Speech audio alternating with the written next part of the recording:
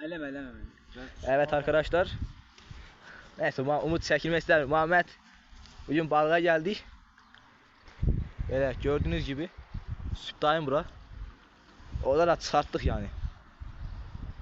Yakınlaştırak. Orada da balık. Muhammed ne söylemek istiyorsun? Valla nasibimizde ne varsa onu tutup gideceğiz inşallah. Evet. Bakın. İyi balık var. İnşallah bir 15 tane tutup gideceğiz. İyi balıksız sabah da bir tur atarız. Aynen. Tamam da başka da bir şey yok.